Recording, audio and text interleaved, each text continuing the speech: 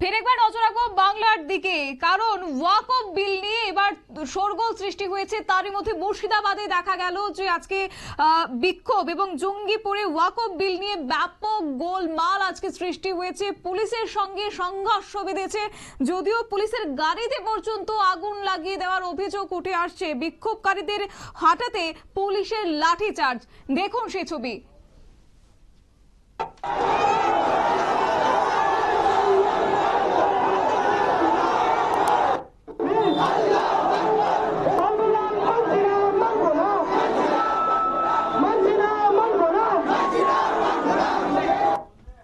ওয়াকফ বিল তারা মানবেন না, এমনটাই স্লোগান তারা তুলছেন এবং একই সঙ্গে আজকে সংঘর্ষ বেঁধেছে পুলিশ পাশাপাশি উভয় পক্ষের মধ্যে। যদিও এই বিষয়কে কেন্দ্র করে কি রয়েছে যাব বিস্তারিত, আমাদের সঙ্গে যুক্ত হয়ে গেছে প্রতিনিধি রাজীব দত্ত।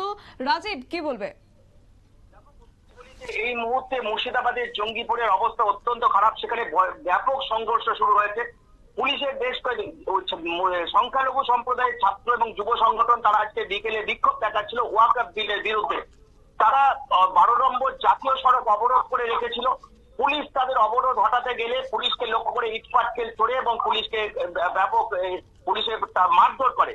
সেই সময় পুলিশ প্রথম লাঠি চালায়, কিন্তু লাঠি চালিয়ে যখন পরিস্থিতি নিয়ন্ত্রণে আসেনি তখন কাঁদানে গ্যাস চালাতে হয় এবং তারপরেই দেখা যায় উত্তেজিত জনতা তারা পুলিশের বেশ কয়েকটি গাড়িতে আগুন লাগিয়ে দিয়েছে। এই মুহূর্তে ব্যাপক ওখানে সংঘর্ষ চলছে। পুলিশের মানে ইটপাটকেলে বহু পুলিশ কর্মী তারা জখম হয়েছে। প্রচুর পুলিশ এখন ওখানে পাঠানো হচ্ছে, ঘটনাস্থলে পাঠানো হচ্ছে।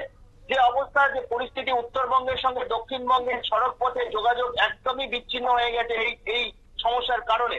কারণ ন্যাশনাল হাইওয়ে 12 নম্বর জাতীয় এখানে অবরোধ চলছিল এবং মানে যে অবস্থাটা সকালে জাস্ট দুপুর থেকে কিন্তু এই অবরোধটা শুরু হয়। পুলিশ বারবার তাদের আবেদন করে, কিন্তু পুলিশের কোনো কথাই তারা কর্ণপাত করেননি। তাদের বক্তব্য হচ্ছে ওয়াকফ বিল প্রত্যাহার না করলে তারা এখান থেকে সরবেন না এবং এরপরই বাধ্য হয়। কারণ বুঝতে পারছো উত্তরবঙ্গের সঙ্গে দক্ষিণবঙ্গের যোগাযোগের মূল সেতু মানে হাজার হাজার গাড়ি আটকে পড়ে।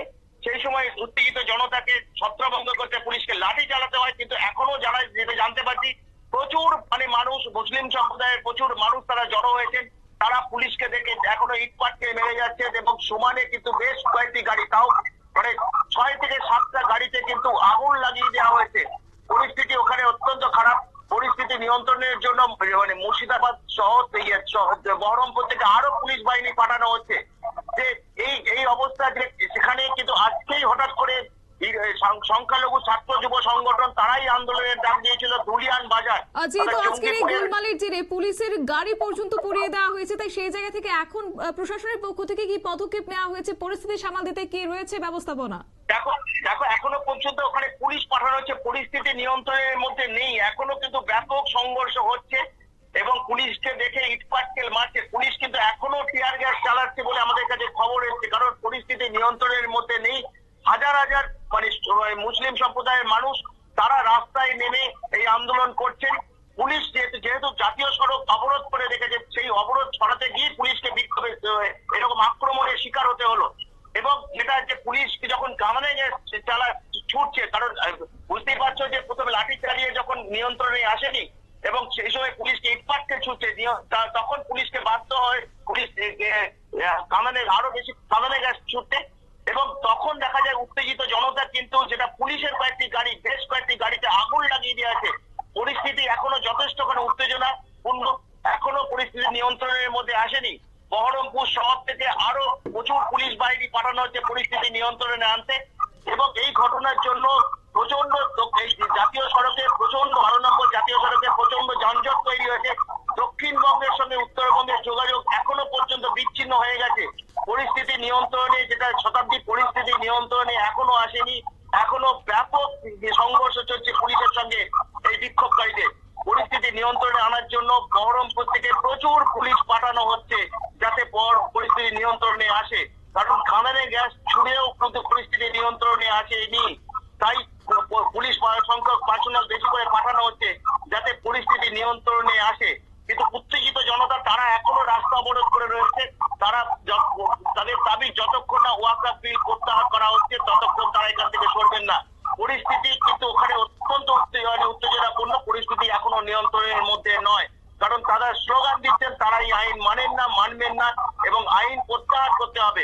এবং এই প্রথম বাংলায় এর আগের দিন দেখেছি আমরা কলকাতাতে বিক্ষোভ হচ্ছে, কিন্তু আজকে যে জঙ্গিপুরে যে ঘটনা ঘটলো সেখানে ভয়ঙ্কর ঘটনা ঘটেছে। পুলিশের গাড়িতে আগুন দিয়ে দেওয়া হয়েছে, পুলিশকে মারধর করা হয়েছে এবং লাঠিচার্জে বেশ কয়েকজন বিক্ষোভকারী আহত হয়েছে, আর বেশ কিছু পুলিশ কর্মী তারা আহত হয়েছেন, তাদের হাসপাতালে নিয়ে যাওয়া হয়েছে।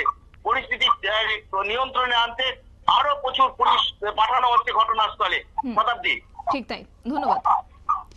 আপনারা শুনলেন, অর্থাৎ ওয়াকফ বিল নিয়ে এবার তুমুল বিতর্ক সৃষ্টি হয়েছে মুর্শিদাবাদের জঙ্গিপুরে। সকাল থেকে তারা বিক্ষোভে সামিল হয়েছে। দুপুর নাগাদ পরিস্থিতি অত্যন্ত উত্তপ্ত হয়ে ওঠে। যদিও সেখানে পরিস্থিতি সামাল দিতে পুলিশ সেখানে ছুটে যায়, কিন্তু তারপরও পুলিশের গাড়ি লক্ষ্য করে ইটপাটকেল ছোড়া হয়েছে। পুলিশের গাড়ি পর্যন্ত পুড়িয়ে দিয়েছে বিক্ষোভকারীরা, এমনটাই অভিযোগ। যদিও এখনো পর্যন্ত বেশ কয়েকজন আহত হয়েছেন এবং যারা আহত হয়েছেন তাদের হাসপাতালে চিকিৎসাধীন রয়েছে। তবে এখন দেখার বিষয় এই পরিস্থিতি আদৌ সামাল দিতে পারে কিনা প্রশাসন, কারণ অত্যন্ত ভয়াবহ এবং চাঞ্চল্যকর একটা পরিস্থিতির সৃষ্টি হয়েছে এই ওয়াকফ বিলকে কেন্দ্র করে। সংবাদ আপাতত এই পর্যন্তই। পরবর্তী আপডেটের জন্য চোখ রাখুন শুধুমাত্র নিউজ ভ্যানগার্ডের পর্দায়। নমস্কার।